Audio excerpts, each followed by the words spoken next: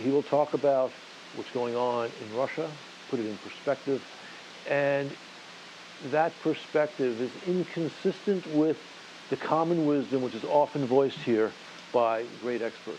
And we've got a superior panel, Alina Polyakova and Andrew Zaslon, who will pick up on the themes that Vladimir introduces. Over to you, sir. Thank you very much, and it's a great pleasure to be here, and I'm glad that many people in the audience already know a lot about Russia, so I don't have to go into many briefing details. And since you know Russia, you know how Russia works. We historically tend to build overly centralized, over-bureaucratic, and inadequate systems that are really not ready to adapt to changes of the modern world. But due to big inertia in the society, we keep maintaining the systems and do not do anything about it. And then bang, something happens. Now, some bangs are a bit louder than the others. We just celebrated the centenary last year. We're not quite there yet, but I was asked many questions already yesterday and today in Washington about the perspective of Vladimir Putin's new term. And I have to say that the first distinctive feature about what's going on after the so-called elections, I would call it the event of 18th of March, is that even many people from the camp of Putin supporters, even many officials in the government, have a very wide recognition that the current system that was built after a couple of decades of Putin's rule is totally inadequate to the modern world and needs to be significantly transformed. Not only people from the power camp think that way, but right before Putin had submitted the candidacy of Dmitry Medvedev to be reappointed for prime minister a few days ago, ЦИОМ, the official pro-Kremlin Russian pollster, which is 100% loyal to the authorities, have published an opinion poll about the future direction of Russia, which have shown that about 2/3 of the people, essentially the same people who say that they support Vladimir Putin, they believe that a significant change or adjustment of political economic course in Russia is absolutely necessary. And you hadn't also the chance to see it yet, but you will, indeed, in the coming weeks. There was a huge sigh of disappointment after Putin not only presented Medvedev as the candidacy for a prime minister, but also the parameters, the key figures of the new cabinet have been announced. Even many Putin supporters were extremely disappointed with this decision because a lot of people deem this composition of a new cabinet as a cabinet of stagnation, a cabinet of doing nothing. A lot of people anticipated various different reforms. Many had radically different views on how these reforms would look like, but people really expected that a new term of Vladimir Putin would bring about something different. There will be some sort of breakthrough. There will be some perspective, some moving forward. Now, Medvedev himself, as a PM, is something exactly opposite to perspective and to moving forward. And the composition of his cabinet, there have been some rotation, but essentially these are the same old faces who've been around for many, many years, like Dmitry Kozak, who replaced Dvorkovich, who was the first chief of staff in the White House when Putin was appointed Yeltsin's successor in August '99. Not exactly a fresh face, I would say. So I think the major conclusion, you haven't yet been able to see it in the polls, but you will in the coming weeks. These polls are coming, believe me. There will be a huge disappointment, obviously visible, and even Kremlin will not be able to hide it. Moreover, an important point is that Russia is passing through arguably the biggest economic crisis since the collapse of the USSR in a quarter of a century, because even the '98 default did not bring about this long and lasting decline of real personal incomes. During the crisis of 2008-2009, personal incomes were still in the positive territory despite the plunge of GDP. But right now, in the past 4 years after the annexation of Crimea, the well-being and living standards of the Russian population have shrunk considerably. And for the first time in my living memory, and I've been tracking this since 1980s, it's a situation when we do have a very serious economic crisis, but the government has no plan how to address it. Literally, there is no anti-crisis plan, no anti-crisis program. What we have, what we hear are repeated messages on television saying that, guys, you just gotta wait a couple of more years and things gonna get back to normal by themselves. Russians don't like it, despite the fact, I mean, when I visit Western capitals, the main narrative about Russia, which I hear, is that, oh, but Putin enjoys 90% popularity in the polls, so conversation finished. What else should we discuss? Oh, there is so much more to discuss, because the same polls will tell you that the majority of Russians prefer the government to refocus on domestic social and policy agenda, to fix the broken economy, do something about it at least. And this is what the government is absolutely rejecting of doing, because since the Crimea, Russia has been living in this geopolitical mobilization mode. Literally, Putin is continuously telling Russians that you have to suffer because we are doing great in terms of geopolitics. So be patient. That's his main economic message. Believe me, people don't like it. It is pretty visible, actually, by many criteria, including not only certain election results in the regions and on the local level in the past years, and relatively weak performance of the ruling party in 2016 at the staged parliamentary elections, because this was the first time ever in the history of independent Russia where the turnout on federal elections was below 50%, and still the numbers of United Russia were relatively weak as compared to what they've seen before. You can also take a look, there's a big question about whether we should trust Russian opinion polling.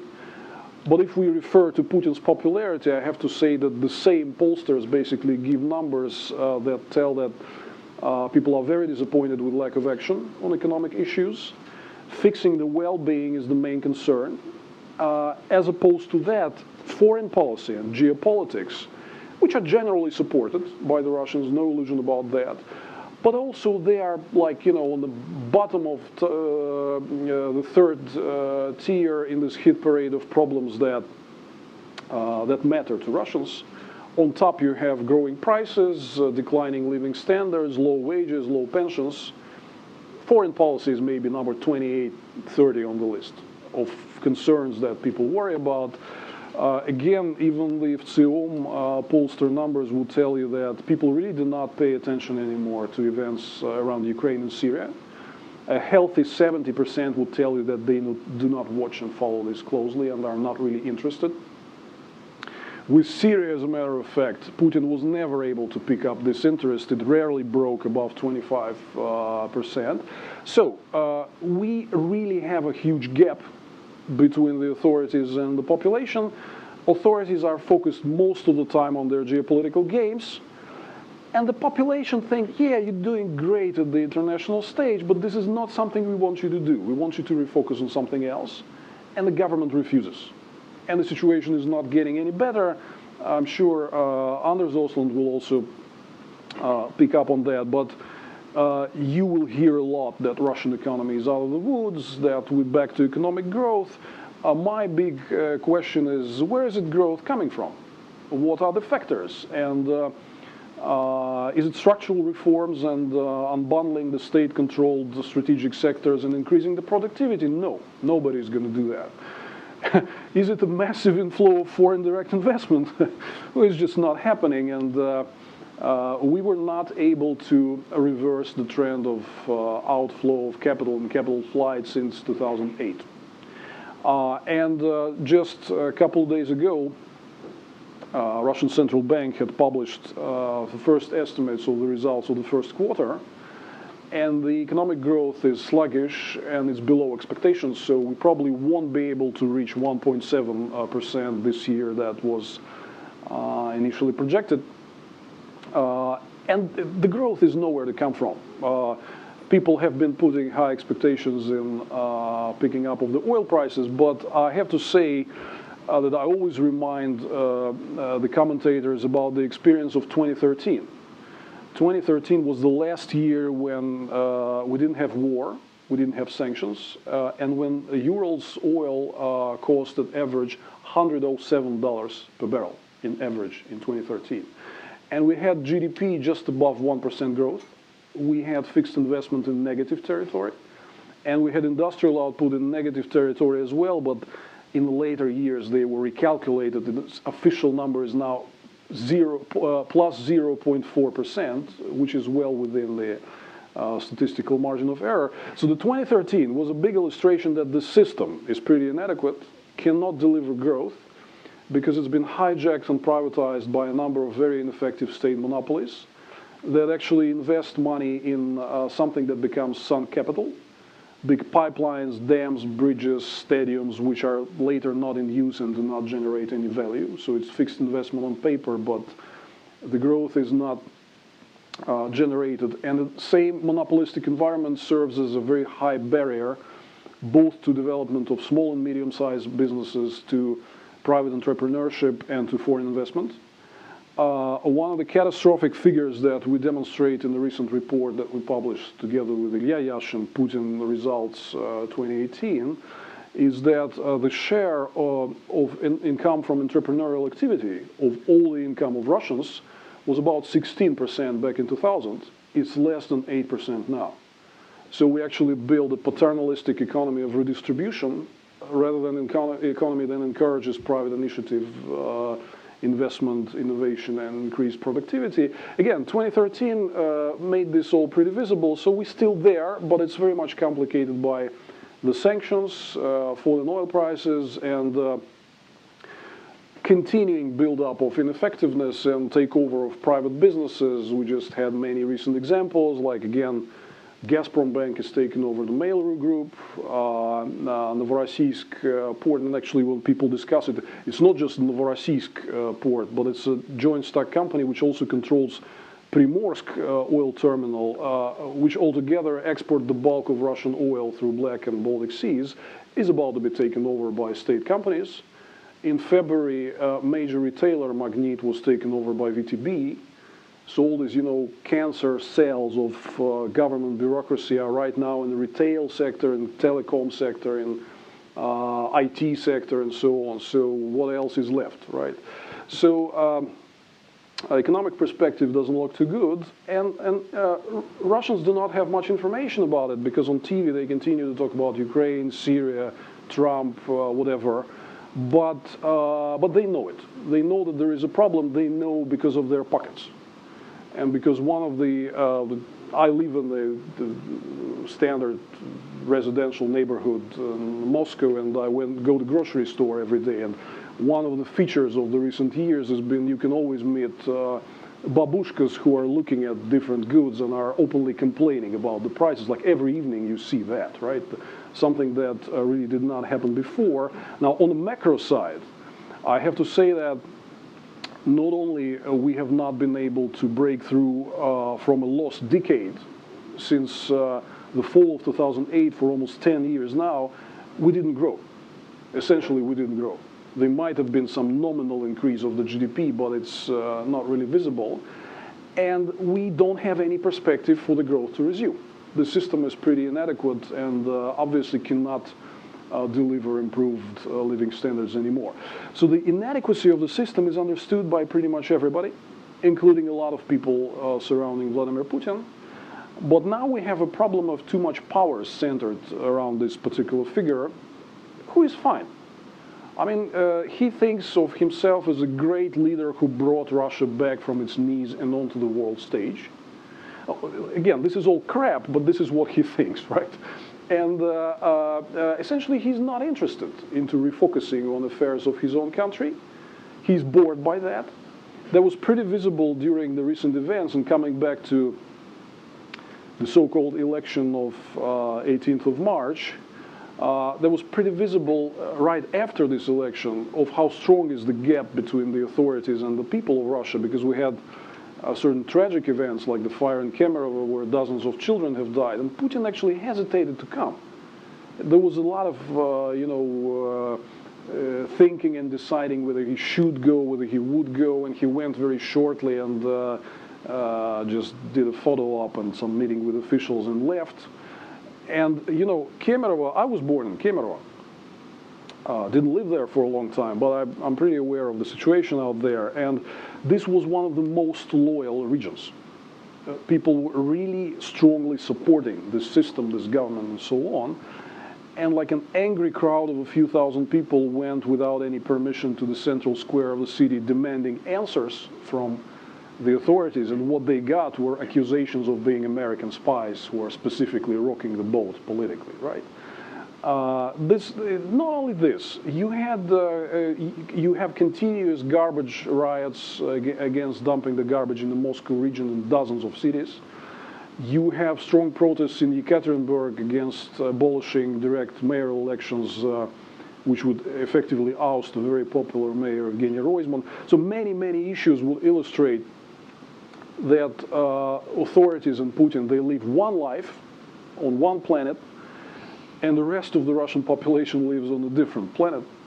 The missing link here is that authorities are pretty effective in blocking guys like us from reaching out to the majority of the population, and they also spread a lot of narratives which prevent people from re-engagement in active politics, like Putin has been effectively portraying the alternative to himself as total chaos. Like, if I go, everything collapses. A lot of people actually buy that in Russia because we have certain historic experience as well, because Russians really are somewhat skeptical of radical changes, of taking the risks. They prefer to somewhat suffer but live a bearable life than taking a risk of venturing into the unknown. And that is, again, that goes back to the tradition and inertia with which I began. So it is quite difficult to try to change this situation, but it's also very possible. And this is something that the opposition has been doing pretty effectively, and I'm sure you know about the resistance movement built by Alexei Navalny, which is something unprecedented for the past quarter of a century in terms of network coverage in regions, and in terms of overall number of participants, and in terms of creation of our own independent media, something that Russian opposition was not capable of achieving before. That was still not enough to really challenge Putin in the presidential campaign, but we have learned a lot from this experience of campaign of Alexei Navalny, and we are committed right now to enhancing this movement, increasing the outreach, increasing the number of supporters, to actually come back again and be able to challenge Vladimir Putin and deliver a better future. The Russians deliver choice, deliver political competitions, debate on ideas on how to make Russia better and move it forward. And without such competition and such contested and competitive political process, the inadequacy and ineffectiveness will only continue to mount, arguably leading Russia to another big bang, which we like to prevent, which is why we are committed to work hard towards bringing back competitive politics and democracy to our country for the benefit of Russians. I'll stop there. Thank you. That was wonderful. Alina, if I could ask you to pick up on the political insights that Vladimir just offered. Sure. Well, thank you for that. That was really interesting and fascinating. I think a couple of things that you said that just to pick up on, and I think Anders will talk much more about the economic situation. I think what's interesting about Russia, and you were alluding to this, is that unlike in Western democracies, where the outcome of the election is unknown, but what comes next is relatively known, it's backwards in Russia, where the outcome of the elections is already known, but then what comes next, nobody really knows. And that's exactly what's happened here. And I think it's interesting that now that Putin has been officially seated, you could say, as of May 7th, as the president, and made all of these lofty announcements that seem to focus on the domestic situation, right? That we want to raise the living standards and the age, the mortality age, life expectancy age to 78, that we want to double investment. But then at the same time, there's all discussions of raising the retirement age, which is very unpopular in Russia today. So he makes a lot of these lofty promises to the Russian people, probably sensing from the Kremlin's own polling that this is what actually the Russian people want. But much like Americans and others, Russian citizens don't care about foreign policy very much, and this is not unique to Russia at all. It's just a situation in politics in general. And what I find interesting, what you've said, is reading what's happening in Russia as opposed to being there, there is a narrative coming out that Putin does seem more open to adopting a reformist economic agenda that's been presented by Kudrin. So I'd be curious to hear, Anders and you talk a little bit about that. Is that true, or is that just another narrative and it's basically just smoke and mirrors to cover up the reality, which is no economic reforms are coming, and they won't come because if they were to come, that would undermine the regime itself. And I think that's the linchpin here, right? That for the regime to stay in power, for the Kremlin elite to stay in power, they have to maintain this patrimonial paternal system they've established that's based on the theft of public funds and the funneling of those public funds into a much smaller and smaller number of hands. And if you start to institute economic reforms that will redistribute wealth to a greater part of the population, then that is undermining the regime's own stability. So of course, if you just think about self-preservation, which is the #1 priority of the Putin regime at this moment and will be for the foreseeable future, why would you do that? Right? Why would you actually take seriously any sort of economic reforms? And so what I see happening over the next 6 years is exactly what you said in terms of foreign policy and politics in Russia. And I think there's a couple of trends just to highlight here. On the one hand, the regime is very nervous and anxious, and I think that's becoming increasingly obvious about its own ability to maintain control, about its own ability to maintain the kleptocratic system is established while the population potentially grows increasingly more disillusioned with the system. And on the other hand, I think that signals that, and we're already seeing this unfold today, that the Kremlin will try very, very hard to clamp down on information. And we're seeing this with the battle of the Russian state versus Telegram unfold today. And I think Telegram is still winning that battle. And I think it's also showing the limits of Russian state power, because unlike in China, where the internet is very much controlled by the great Chinese digital wall, and censorship is part of Chinese doctrine, it's not officially part of Russian law. Censorship is actually legal in Russia. But the regime now is seeing that the opposition that you mentioned, Vladimir, has been able to utilize YouTube, social networks, messaging networks, to push out a message that they're blocked from doing on the state-controlled media and the state-controlled administrative resources. So it seems like it would be on top of the agenda to try to block that out, repress it, suppress it as much as possible. And I'd be curious to hear how, since you work closely with Alexei Navalny, you're part of his team, how are you preparing to manage this? Because it seems like the state is waking up to the point that they can't let this go on anymore. It almost seems like they were waiting until the election was done, it was kind of wrapped up with a bow, to go in a bit harder on the opposition and to start to clamp down. And I think the other trend that I see in terms of foreign policy is, again, more of the same, because in a way the Kremlin has boxed itself in.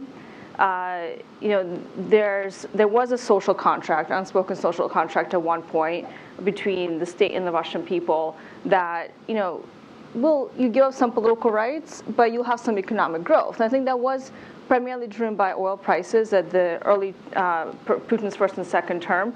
But you did have increase in economic prosperity and growth that benefited a larger portion of the Russian population, even though the Putin cronies were still able to steal wherever they wanted. There was just too much money coming from oil, they had to redistribute some of it. And now we're obviously in a very different situation, and it seems since 2012 the social contract has been rewritten to say, well, you gave up your political rights, you had economic growth.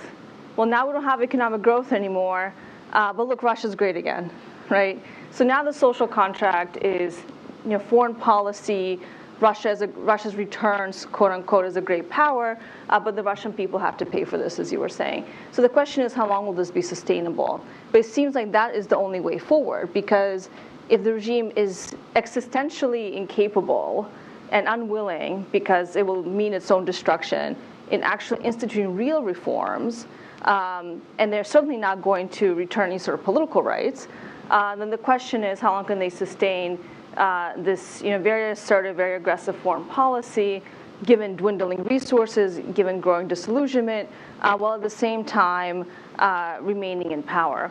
And I think that is what we're going to see unfold over the next 6 years. How will the Kremlin choose to try to strike that balance? And because I don't see any other way out of the conundrum they've boxed themselves into. Okay, I'm going to offer one comment, pick up on what Vladimir and Alina said, and then I'll turn it to Anders. Vladimir pointed out, and Alina just heightened it, that Putin is essentially asking the Russian people to suffer for the great glory of Russia. It's interesting, but the Putin-Versteher here and in Europe, when they talk about policy towards Russia and need to be accommodating, for the West to be accommodating in the face of provocation after provocation, stress how much the Russian people are willing to suffer. So in that sense, there's a certain duality, a certain commonality in positions. Now, having offered that insight, or non-insight, Anders, on the economic. Yeah, thank you, John. And it's a true pleasure to be here to comment on Vladimir Milov, because I consider that Vladimir is the leading light in economic policy discussion in Russia today, and I'm very happy to see that he's together with Alexei Navalny. I see that this is the most interesting political force we are seeing in Russia, and everything that I heard both from Vladimir and Alina is music to my ears, and I'll try to elaborate on other aspects that have not been discussed. Before the election, we saw nothing. There was no election program. If you want a president, shouldn't you have a program? Before the last election, President Putin, or then Prime Minister Putin, presented 7 big articles. He was out on a campaign 1.5 months before the election, every day with a big American-style campaign event. And then he issued 11 decrees that should be fulfilled. Of course, none of them was fulfilled. So what did he run on this year? He ran on the 18th of March, because that was 4-year anniversary of the annexation of Crimea. That is what Putin himself considers his achievement in this period. And I should say one more thing, macroeconomic stability. That's what he's proud of. But what did he come up after the election? He came up with this tiny decree. This time only 1 decree rather than 11, because he didn't have so much to say. And then you read here, Alina already mentioned that the life expectancy is to increase to 78 years. Does the government control that? And then you wonder what will happen to the standard of living. And here it says that the real incomes of the population will increase steadily. No unnecessary numbers. We don't do numbers any longer. We are beyond numbers. That's how far the Putin regime has come. And then today we got the new government. We got the deputy prime ministers last week. And what has happened? 5 deputy prime ministers have gone. There are 9 new ministers. That's almost half the government is new. But what happened? Vladimir commented on Medvedev, who has, thanks to the wonderful Navalny film, been revealed to have taken $1.2 billion in bribes. And this is, of course, a man who's worthwhile to appoint prime minister. Why? Because he's weak. He's weak in every regard. And then Putin appoints a nice technocrat at first deputy prime minister, who has no political ambitions whatsoever. So what we are seeing is musical chairs among technocrats, a little bit of rejuvenation. Any particular names you think of? Well, Dmitry Patrushev, the son of Putin's national security advisor and one of his old KGB friends from St. Petersburg. This son, who has previously been head of Rossельхозbank, is now becoming Minister of Agriculture.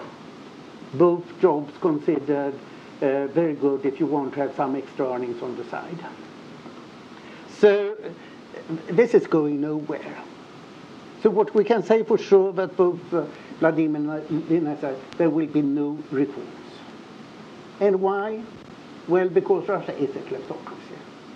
And it works for its rulers. It doesn't work for its population.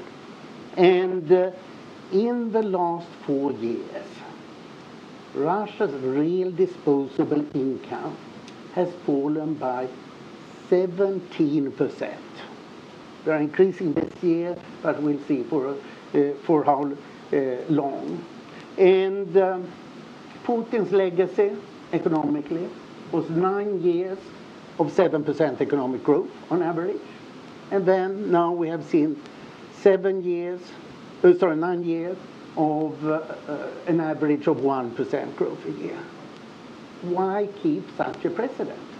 And then Putin, in one of his few exercises of a number, says that Russia should become the 5th biggest economy in the world, not specifying if it counts US dollar exchange rate or if it is purchasing power parity. Well, with current exchange rate, it's the 11th biggest, and it will have lower growth rate at 1.5% for the foreseeable future if things go well. So it will have lower growth rate than all the other countries. So this is just impossible. So Putin is saying nothing that is relevant about the economy. And then, as Alina said, it doesn't look sustainable. The question is, how long can an unsustainable regime hold? And we learned from the Soviet Union that it can hold for very many years. So therefore, we need to be cautious not to say when it disappears. Vladimir is cautious not to say that it will not happen soon. I think that's wise. But we should also be cautious not to say that it will happen. So what can we expect from this system? Reform is impossible. Why?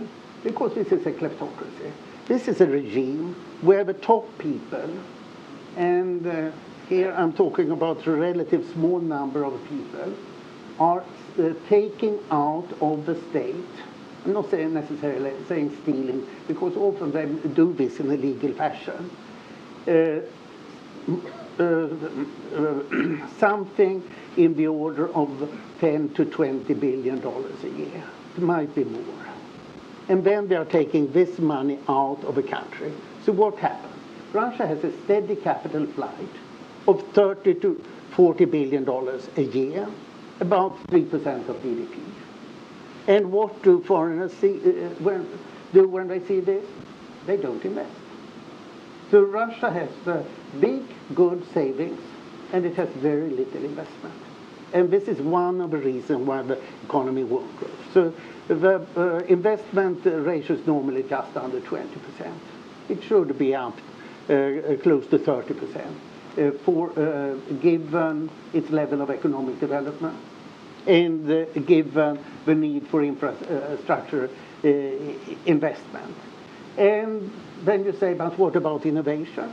Well, we have seen, for example, Pavel Durov, the greatest inventor in the high tech in Russia, had to flee within 48 hours to Dubai. And now he's fighting over this app Telegram, if that will be allowed in Russia. And this is only one example. We're seeing that the great innovators are leaving Russia. Silicon Valley is so much nicer for them. So that will not happen. And then we have the sanctions. We have not discussed that here yet. Russia's external debt has fallen by about $250 billion since 2013. This is very much an impact on the financial sanctions. No Westerners are very keen on lending to Russia. So this is gradually declining, and this is a cost. Normal assessment 0.7% of GDP each year, and then you can ask, what does all this military engagement actually cost? Well, a fair assessment is Crimea and Donbass. In straightforward civilian government budget, it's about $4 billion a year, 0.3% of GDP. And then, according to SIPRI, Stockholm International Peace Research Institute, Russia's defense expenditure has increased from 3.3% of GDP in 2008 to now last year 5.3% of GDP. That's 2% of GDP. That's money. And this is a tension, in particular if you don't have economic growth. So the question is really, when will the Russian people see the light? And I should, of course, pose the question, what can we do about it? A lot. The big thing about Russian capital outflow is that it stays there. Total Russian ownership abroad is in the order of $1 trillion. This is a huge amount of money. It's about 70% of Russia's GDP. Where is this money? It's in anonymous companies. Where can you have anonymous companies? In countries that have the Anglo-American law, which are basically two, the United States and the United Kingdom. So we have no idea how much money that is here. How can we reveal that? Easy. Legislate that you have to reveal the beneficiary owners. The United Kingdom has adopted such legislation.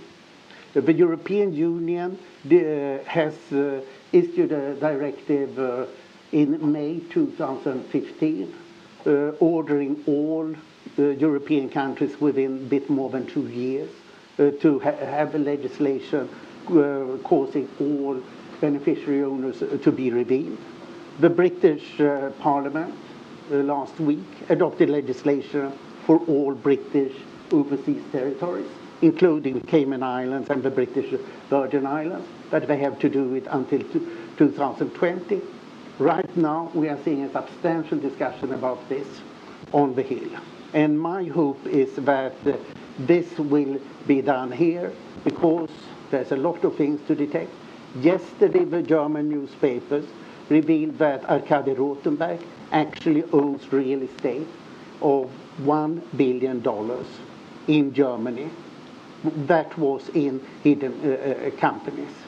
And I've not seen the details yet, but there's a lot of that to investigate. And according to EU sanctions, that should be frozen today. So this, I think, is the big way forward. And we should pursue our own asymmetric warfare against Putin. And that is freeze the funds of Putin and his cronies. Thank you. Anders, thank you. I'd like to ask one question, Anders, of you, and I see Vladimir comment on it as well. You talked about 1.5% growth going forward. What do you think that means for the standard of living in Russia? Will standard of living continue to decline with that level of growth, or will they see a modest increase in standard of living? I think that it will be pretty flat. Would you agree with that, Vladimir? Yeah. And also, may I add to this? Because apart from Putin's hollow propagandistic decrees, we have a real document which he signed just a few months ago, which is 3-year federal budget for 2018-2020. And there are all the numbers. I mean, they're well hidden, but if you go inside through all this paperwork, you can find the best case forecast for increase of real disposable incomes for the 3 years to come, in best case scenarios, is 1-2% a year. In a more conservative scenario, between 0 and 1. but never significantly higher than 2%. And so this, they really anticipate the comeback to GDP growth, but it's not going to be translating into improving living standards. And Putin seems to accept that because he signed this law. Okay, the next question is both for you and for Alina. What does that mean for the support of the Russian people for the current government, which would include ultimately the president? Me first. Okay. Well, changing the minds of the Russian people is a tough gig because, again, they have limited access to information. They very much are invested in the same ideas that propaganda is promoting, that if you want to replace the government, you risk chaos. This is, I think, it's probably Alexei Navalny, when he speaks out at rallies in his support and in the regions, this is what he always says: the biggest enemy is not the government. The biggest enemy is a fear of re-engagement into politics, because the other notion is that how can I, an individual, change things? What does my participation change?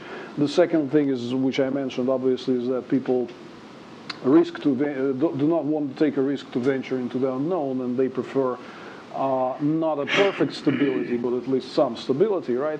So we really, this is what we have been discussing in the past months, that we need to significantly enhance our protest movement and recruit many new supporters. We need to increase our outreach because we have information blockade. We need to enhance our media capabilities, essentially work in the regions, go door to door, to link these two issues, the bad performance of the government and their decreasing living standards. Many people have problem linking that because of the lack of knowledge, and those who do have problem with re-engagement in politics and supporting the alternative. So basically this job is on us to actually go and talk to every Russian to explain what is the link and what to do about it. Lynn, do you want to comment on that? Yeah, this gap that you've identified between what people, or who or what people blame for their decline in living standards is really key here, because in the media narrative, the state-controlled media narrative, is this fear-mongering that, without Putin, we'd be back in the 90s. And many people, certain generation, of course, have very bad associations with the 1990s. There's lack of law and order, economic crises, one after the other. Of course, it was also a period of democratic growth and development, but people now associate democratic change or democratic institutions with kind of economic decline, no rule of law, et cetera. And I think this has been a very powerful imagery that the state media has been able to convince people with. I think at the same time, it's interesting if you do look at polls that even though Putin continues to have this very high approval rating, quote unquote, of course, just to drive this point home, any politician who killed his opponents or jailed them and has complete control over the media will be very popular, right? And when you have no opponents and no real competitors, anybody will be popular. But at the same time, you also see the support for government, right? Local government, the Duma, the Russian parliament, other government agency institutions is low, right? So people don't actually have a lot of faith or trust in the Putin government, even though they seem to put Putin above that. And I think that is also a gap that needs to be, or that link needs to be made, that this is the Putin government. And so if you blame the government for some of your problems, which people do, because it's corrupt, well, who do you think sits on top of it, right? And I just lastly, I think on this question of how do you energize the Russian population, I don't have an answer to that, but thanks to Natalia of the Free Russia Foundation, we met last week with a couple of local deputies, primarily from Moscow region, who were talking a lot about that even in their very limited space, local politics, city politics, district politics, they're actually able to get people to start to think, why is there a trash industry? Have you noticed that, the streams and the rivers in your neighborhood are dirty and they smell? who do you think is responsible for this, right? And then there are local politicians who are engaging on these very day-to-day issues that Russian people do care about. And you pointed out some of this in terms of the demonstrations and protests against environmental hazards, right, and nuclear waste dumping, and all of these things. And this seems to be gaining traction. And maybe this will be sort of the moment or a path through which the opposition can continue to build on going forward. Well, may I add a couple of points to this? First, Alina mentioned the word blame. Of course, Putin would like to divert the blame on economic troubles on somebody else, the West or 90s, whatever. We're still overcoming the legacy of the 90s, 20 years on, right? Yeah. But the good news about that is that I would say, based on my experience, and I travel a lot and meet a lot of Russians, people are really not interested in who to blame. They are interested in answering the question, what have you done to fix it? Which is a very positive opportunity for us. And important point that Alina mentioned, I want to pick up on environmental protests. Most news about regional protests that you would hear from Russia these days are really connected with tremendous environmental problems virtually in each and every region, which is no coincidence. This is exactly a reflection of an economic model that Putin built, a pretty brutal exploitation of Russia's natural resources and total ignorance towards maintaining and normal modern environmental standards in heavy industries and other sectors and so on for the benefit of just a few cronies, because this dumping the garbage without processing it or installing equipment to degasify all these waste dumps is directly related to Putin's cronies. Between the major companies that take the garbage out of Moscow and dump it across the Moscow region belong to Abramovich, a son of Prosecutor General Chaika, Gennady Timchenko, very well-known person here, right? So this, in each and every sector, they build a cartel which brutally exploits resources, and this often leads to massive environmental problems, which is why I personally think that environment, alongside economic issues, will be one of the top reasons for ordinary Russians to finally pay attention and re-engage in politics. And also, I agree that it's very important that we focus on the local level and grassroots politics. This is why I watched with great interest the discussion that you had here a few days before with some of the local deputies recently elected that the Free Russia Foundation have brought here. That's a very important dimension of our work, working grassroots, working on the local levels, and actually showing people that we can offer better governance and good ideas for alternative social economic policy. Two things playing off your comments. First of all, I neglected at the beginning, rushing to get into the event, to mention our partners in this event, Free Russia Foundation. We're very grateful to them for that. Second point on the environmental movement. What struck me when you said that, because I hadn't thought of it before, was, of course, in Soviet times, the first opposition that kind of was not immediately delegitimized was the environmentalists, the Didovjetchiki, with Lake Baikal.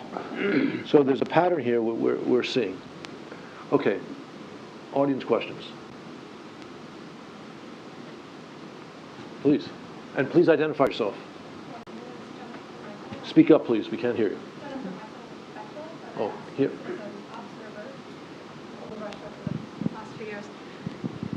I wonder when the pact that Putin has with what I call the sandwich generation begins to break down. And what I mean is you have people that only knew Soviet Russia, people who came of age and saw something different, and people who never saw that. So if I pick that middle column, I think Putin made a pact when he came into office saying, you will have access to Western markets, you can travel freely, your kids can go abroad, and you'll have economic stability. And that pact has been very important in what he's done. And as we see this next term, how does that break down and what does that mean? Is that clear? Okay, thank you. That's a very, very interesting question, but it's not a sandwich. It's a zebra, because it goes further, right?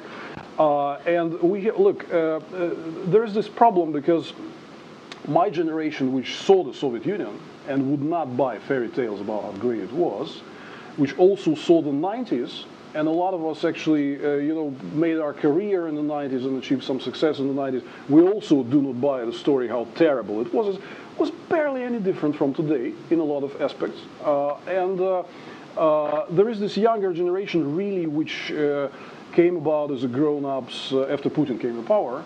Now, we do have a problem there because they are a conformist in a lot of ways, and this is not a new problem because this is exactly what Khodorkovsky have been complaining about to Putin in February 2003 at the infamous meeting in the Kremlin.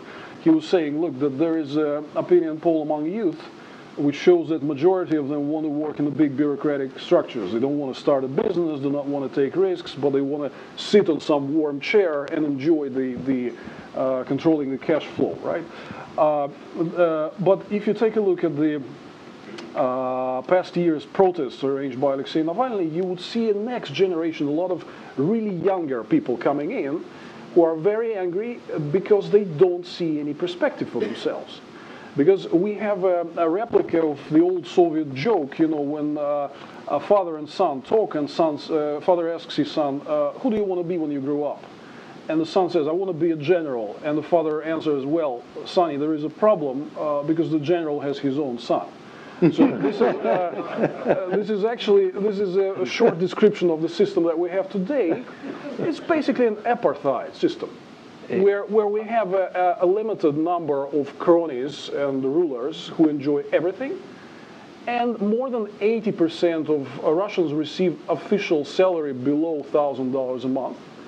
And about a half of Russians officially receive a salary less than $400 a month. So great majority of the population is poor, but we are one of the champions on the world in terms of number of billionaires who are all connected with authorities one way or another. Now this new youth doesn't like that, and it's kind of very different from the previous generation, which is between, say, like 25, 35 right now. It reminds me of the 80s when we had folks that were older than us, the Brezhnev generation, which have chosen to adopt and somehow make their well-being becoming part of the system. I was 17 in 1989, we were very different. We were very angry. We really wanted some radical change. Now I see a replica of that, so it goes in, it's not a sandwich, it goes in waves. And you're right that my generation, like 35 to 55, is probably the most dissatisfied with what is going on, which will be, I think, the source of a lot of people who would bring about change. But we also have a very friendly next young generation who, I think I would argue the majority of that realizes that this system offers them no chance, and they need something else, some form of a different system which gives more people the opportunity. Question over here. Okay, just to mention, Yes, since you brought up Brezhnev, my favorite Russian word right now is Zabrezhnevel, which refers to kind of Putin becoming the new Brezhnev. And there's been all these great internet memes that put Putin in the form of Brezhnev with the uniform, because he represents the kind of stagnation that the Brezhnev generation had. What's the word? Zabrezhnevel. Zabrezhnevel. Okay, please. Tom Petri, a former member of Congress. I wonder if the panel could discuss a little bit their analysis from the American point of view. What's wrong? What's in our interest in preventing Russians from investing billions of dollars in the United States? What's wrong with a stagnant Russia where smart people come to the United States and develop their talents? Would that over time be as an effective way of making change as anything else that we could do in Russia? And couldn't we reduce their interference around the world by supporting their stagnation for a while? Anders? I'm happy to start with that. There's an old Soviet anecdote about a kolkhoz peasant who loses his cow that dies. And then he gets to have one big wish to be fulfilled. And the kolkhoz peasant says that my neighbor's cow died. This is how I see Putin today. So he sees that his economy is not developing. He sees that if he were to try to reform, nothing, his system would collapse. Because this is really kleptocratic. And it's not only that it has to be authoritarian, but also not growing, because growth requires reform. How do you stay in power then? What Putin says now is that everything in the West is terrible. And how do you make that credible? By trying to make it as terrible as possible. So Putin is really a spoiler now. With the invasion and annexation of Crimea, he essentially abandoned all international law from the end of World War II. And we should not expect that he stops there. What stops him is that he has very limited military resources. Only 1/10 of the US military resources at US exchange rate. So what does he do? Everything else. Hybrid warfare. We talk about the Gerasimov doctrine. You do what doesn't cost money, that hurts people. So Russia is on the verge of becoming a rogue nation. So that we are, in Ukraine today, we see a lot of Russian assassinations. It's very little written about it. They could spread to other places, as we have seen in Britain, most recently the Skripal. We are seeing that Putin is literally buying Western politicians. The various right-wing and left-wing extremists in Europe are both getting money from the Kremlin. So Putin's policy is destabilization of the West. That's what we want to stop. I'm all in favor of decent Russians coming here working or anywhere else, and decent Russian money coming out. But when the money is being used for destabilization, we have, for example, this Alexander Torshin, deputy governor of the Russian central bank, who has been arrested, or people in his group have been arrested for money laundering. And after that, he's appointed deputy governor to the central bank. And he has transferred money, in all probability, to the National Rifle Association that he has been friendly with for many years. He's running a fake organization in Russia, the right to wear arms, that doesn't really exist, bear arms, and in order to be friendly with NRA. And I think that many of these things are now coming out in the Mueller investigation. And, well, Alina has been co-author of a couple of reports here on the Kremlin Trojan horses. So it's this hybrid warfare that we need to react against, and not decent Russian economic activities. But of course, the target is not Russia per se, but it is the Kremlin. You want to jump in? I'll just say very quickly that on this question of talented Russians looking for opportunities elsewhere, Russia has been experiencing a huge brain drain. We don't know a lot about it. This new population that's that technical skills, that language skills. Why would they work in Russia where there are few opportunities? Or maybe you can be a government bureaucrat, but there's not startups. There's no tech innovation. Skolkovo, which was supposed to be Russia's answer to Silicon Valley, has been a failure. Maybe there's a few companies there, but nothing to speak of, because of course the regime represses any real innovation entrepreneurship, as we're seeing with Durov and Telegram, but also others. And this sends a very clear message. You try to be innovative here, get out. Like, you're not going to be successful, so go somewhere else. And so a lot of people are leaving, and they're going to the West, the highly skilled ones. They're going to the United States. And I think that's fantastic, because who benefits from that? We do. On the other hand, my concern, given the decline in the U.S.-Russia relationship and the shutdowns of the U.S. consulate in St. Petersburg and the declining number of just consular staff, the waiting time for a visa for a Russian citizen is, I think, there's something like 250 days just for the appointment to be interviewed for a potential visa. And so this also gets used by the state media to spin this very negative narrative about the West, you thought the West was better, but they don't want you, right? You can't really get out because, go and try. And so now you have the situation that I hear about where the U.S. Embassies and consulates in Ukraine, in the Baltic states are overcrowded, people looking for visas. So there is this movement, but I also think my concern is that, and I know that some people in Congress are thinking about this right now, is how to expedite visas for those Russians that have the skills that we need in the United States or primarily in the United States. How do we establish mechanisms and programs for Russian students to be able to come, like the FLEX program. It's a great program. Ilya, I know you did the FLEX program. There's lots of people like you who benefited from it, who now benefit our country. But these are the kinds of things that also Congress can do, and I know that there's some thought going into it now. I'd like to also offer a few thoughts here. First of all, the Russians going for visas in Ukraine are in effect learning a lot about their country in the process. I was in Kiev 2 weeks ago, and I saw this and heard this firsthand. One, they're not being treated nicely by the Russian border guards as they're going out, because the border guards say, why in the world do you want visas? On the other hand, the Ukrainians have been instructed to treat them with kid gloves, and that has produced a very positive impression about the current Ukraine among these Russians seeking visas.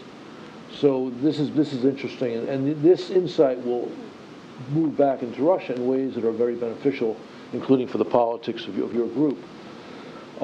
Two, Alina's right, and you are right, that there is a brain drain, and in fact, we're going to be doing a report on the new Russian diaspora. It'll come out probably early next year, which will detail this to a great degree. This is beneficial for us, although I think it's unfortunate the impact it's having on Russia, because Russia's losing its most enterprising people. And the United States does not have an interest in a long-term weak Russia. We have an interest in a Russia which is fully integrated into the global economy and the global political society, that follows the rules and that prospers as a result.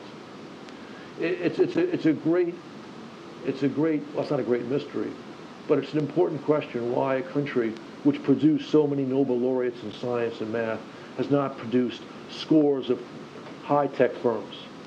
I think that your folks can explain why that has happened, and that brain drain is part of the problem. But we want Russia to be able to develop its people and develop its natural resources as part of the global community. That's truly in our interest. But you're right, Congressman, that a Russia pursuing the kleptocratic, obscurantist policies at the moment is going to become self-impoverishing and will become, over the long run, less and less a threat. Mm-hmm. But that's not the ideal outcome. Okay, other questions? Well, I can think of questions if no one else in the audience. There we go. My name is Mohammed Motiwala. I'm a Foreign Service Officer heading out to Embassy Moscow, hopefully in the next few weeks. Given the state of U.S.-Russian relations right now, what avenues do you think what potential avenues are there for collaboration, areas of mutual interest that we could focus on? Do you want to take that? Okay. And Alina, please.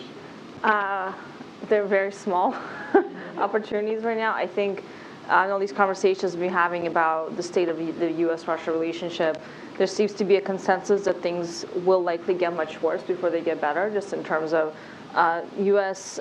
Sanctions potentially increasing over time.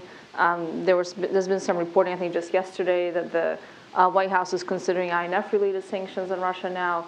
Others may come. So, I think things are going to get worse.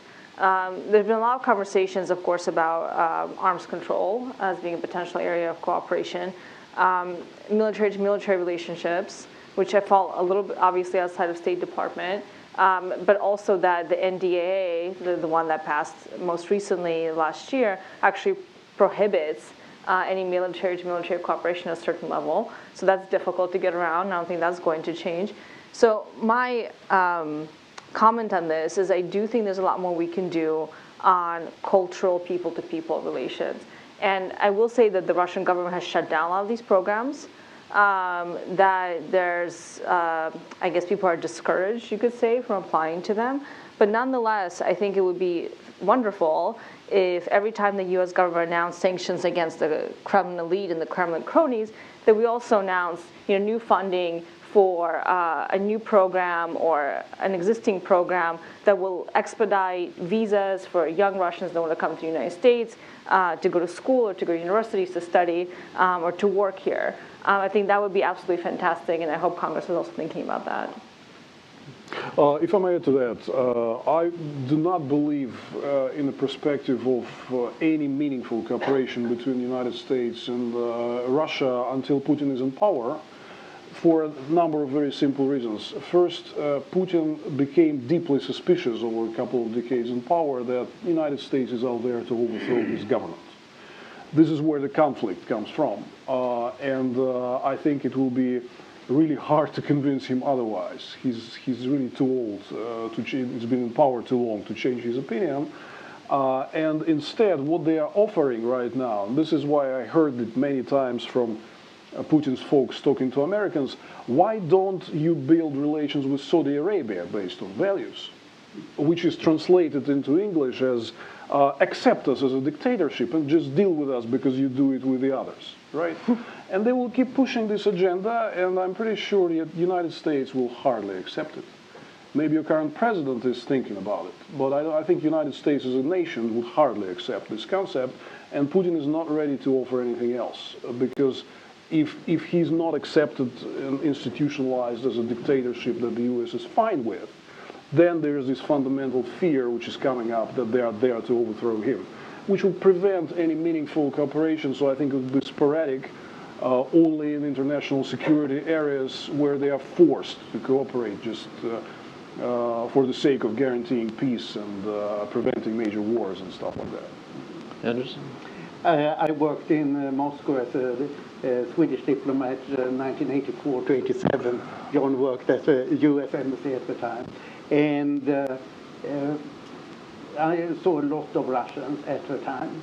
And in the summer of 1987, I realized that all my Russian friends have been called to interrogation by the KGB. I'm not saying that things are that bad as yet, but I think that we are getting in that direction. So I didn't suffer, but my friends suffered. So several of them applied for political asylum because of the harassment that they were exposed to.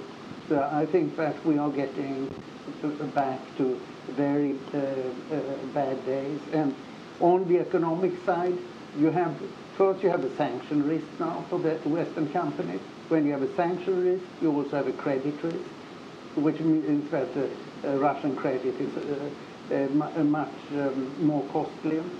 And then you have a reputation risk. Whom are you actually dealing with?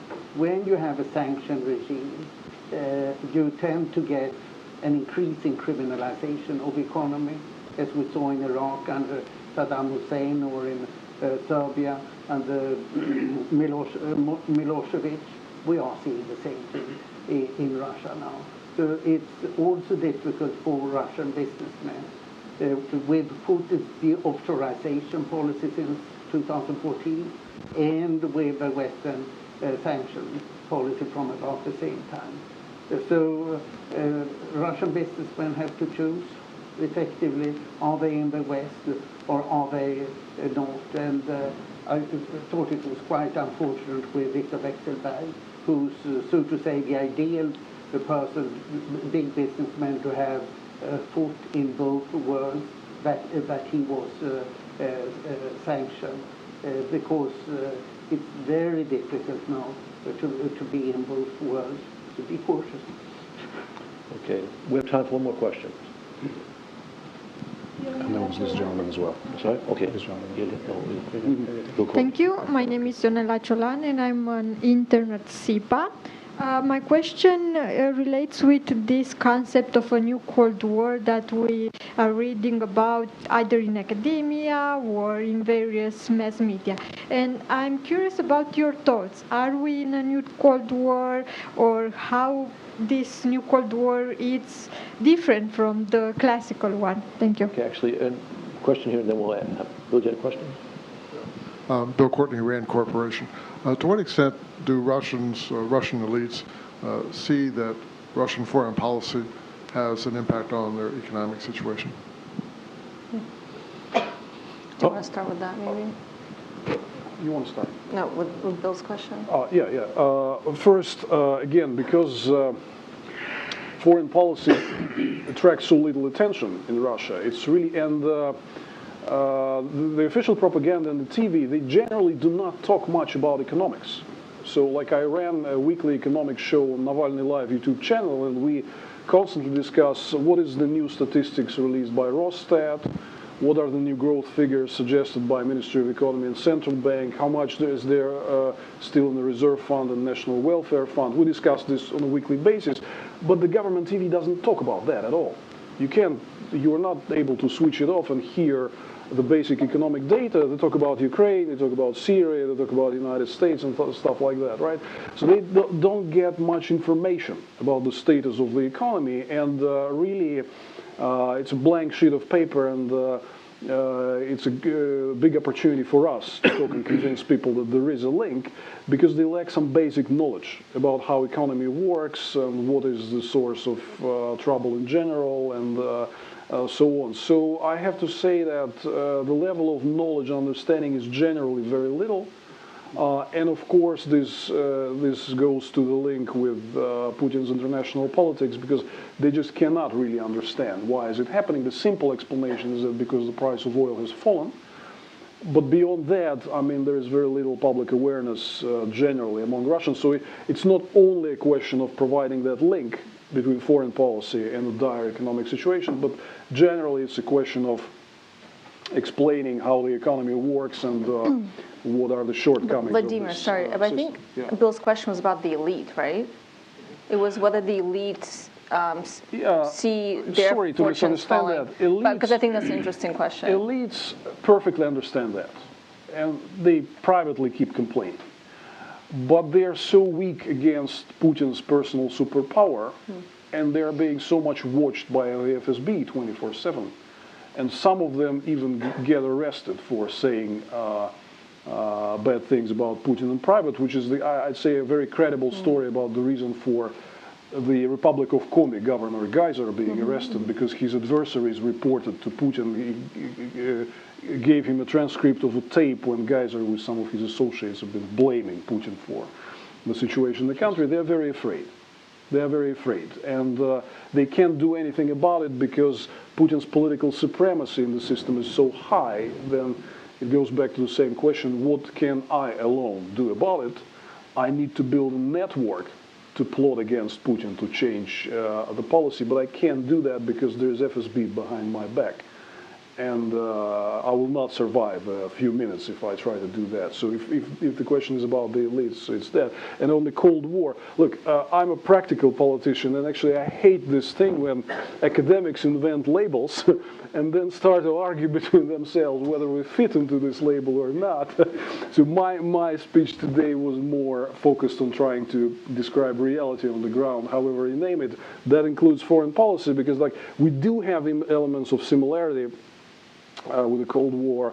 On the other hand, Putin's elite has not given up the idea to still intertwine with the West, that the West accept them as a corrupt dictatorship but a partner in global issues, so they will be able to buy real estate in the West again, send their families there, and things come back to normal. This idea still exists, that they would elect, I don't know, Salvini in Italy, and who else in Germany in 2021, or François Fillon in France, and they remove all the sanctions and we get back to normal and they accept us as we are. That is, I think, sort of a different feature from a Cold War, but again, I would refer the discussion to the academics. Well, you know, do you want to pick up on the Cold War question? Just very briefly, I agree with Vladimir. You can argue until the lights go out about semantics.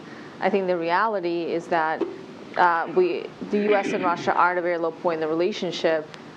In some ways, I think it's worse than what we had during the Cold War, meaning that we don't have the same mechanisms for communication and dialogue and that we established during the Cold War years. And I think it's much, much worse.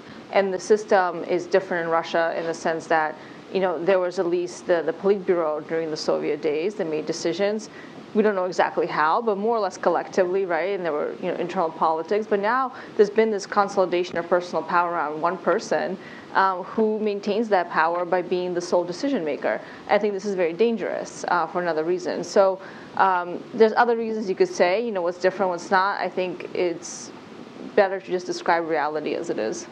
Anders?